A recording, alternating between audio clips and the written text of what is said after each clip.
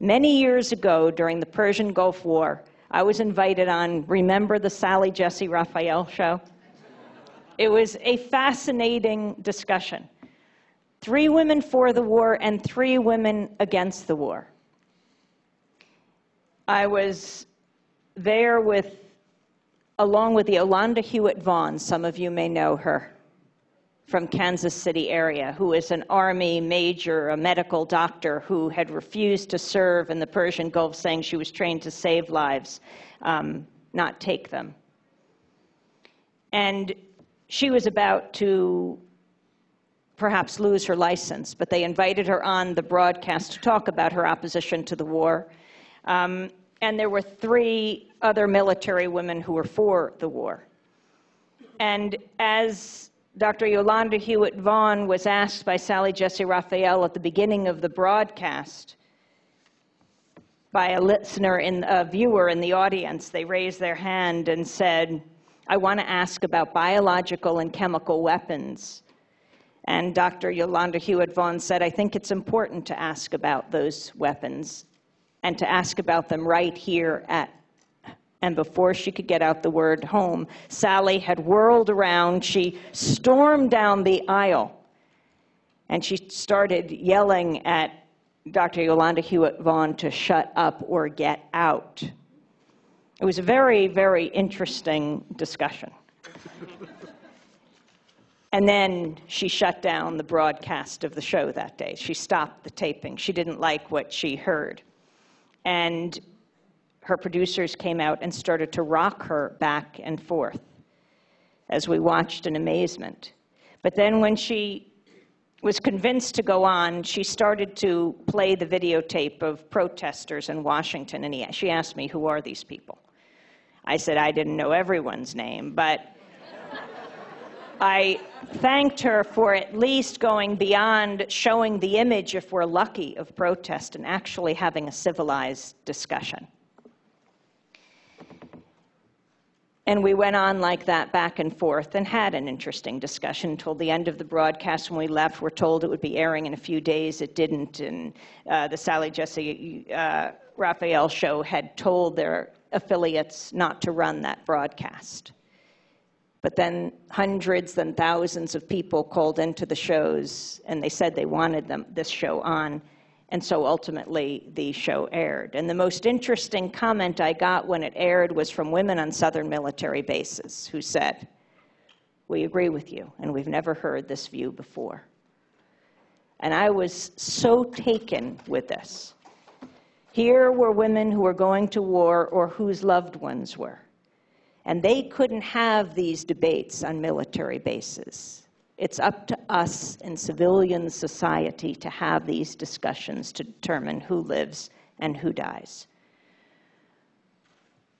Which is why it's so important to take an assessment of where we are today, where we were, and demand that the media open up to the voices of the grassroots where the wisdom is. I mean, you look at where we are today, and you look at this historic year, 2008, at what could be a true turning point, and 40 years ago, another true turning point, 1968.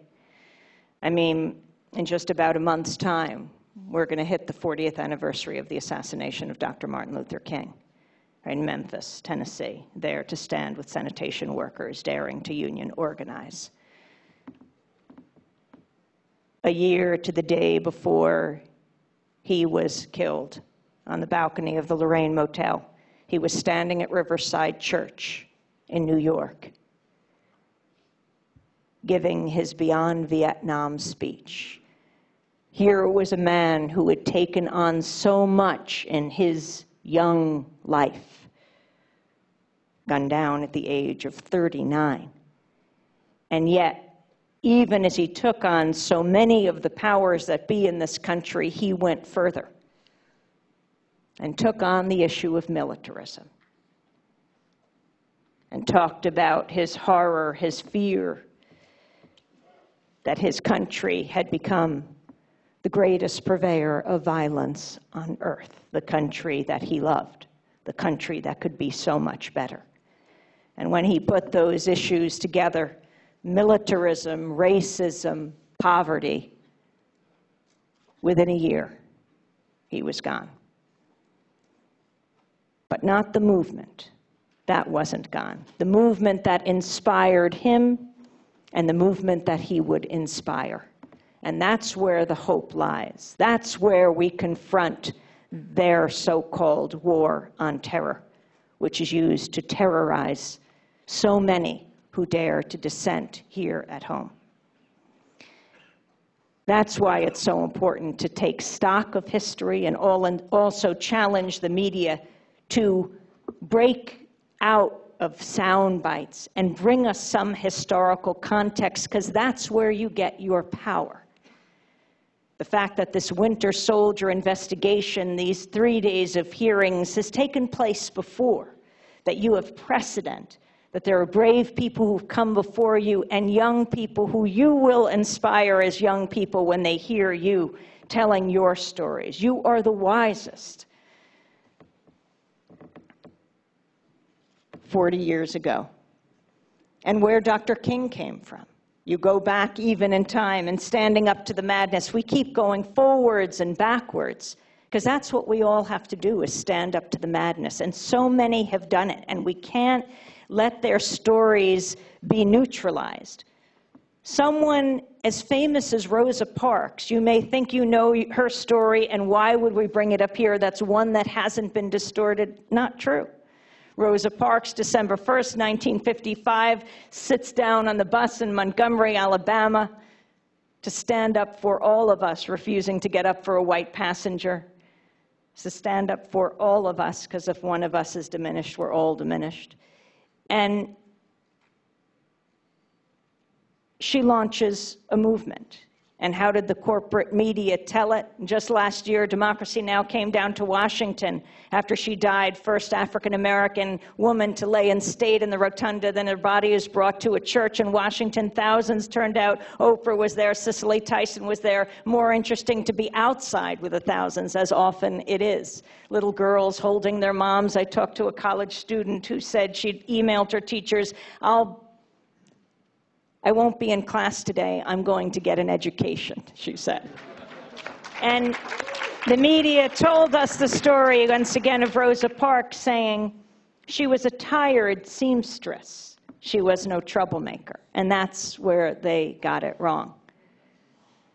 She was a world-class troublemaker.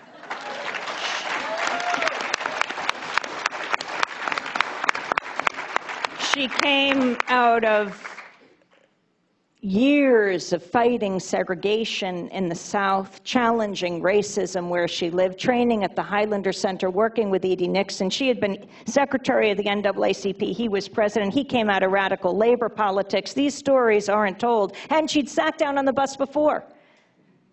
And that's a very important point, as others had. I met a 91-year-old woman outside of her memorial service, and she talked about sitting down on the bus, gripping a book, acting like she was reading, not in the South, but in the North, well before Rosa Parks. You know yourselves how many times when you hear a story, it's happened before. And Rosa Parks herself sat down, but this was a moment. It took hold December 1st, 1955. And on December 5th, when she was going to court, there was the Montgomery Improvement Association choosing its new young leader who'd just come to town, head of the Dexter Avenue Church, Baptist Church, Dr. Martin Luther King. This is Rosa Parks who helped to launch Dr. King. And just a few months before, to show how brave Rosa was, there was Mamie Till Mobley and her little boy, Emmett Till, 14 years old, sent down to Money, Mississippi for the summer. And he's lynched by a white mob, still not fully investigated, ends up on the bottom of the Tallahatchie River. And what did Mamie Till Mobley do even in the midst of her grief? His body is sent up to Chicago for the wake and the funeral. 14-year-old boy, head distended beyond repair, tortured. Yes, torture goes back in time. We have a terrible history in this country, which we can redeem. We are much better than this. But when his body was sent out, sent up to Chicago, she said, open the casket. Why? For the wake and the funeral. because she wanted the world to see the ravages of racism, the brutality of bigotry. It was a lesson she should teach, we should take in the press today. Show the images, because those images of Emmett's head were picked up by Jet Magazine and other black publications, and they were seared into the conscience of this country. We must learn from that today. Show the images, don't sanitize.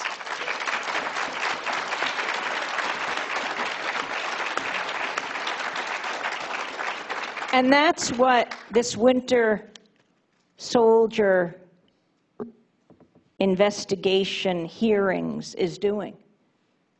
It's showing us the images.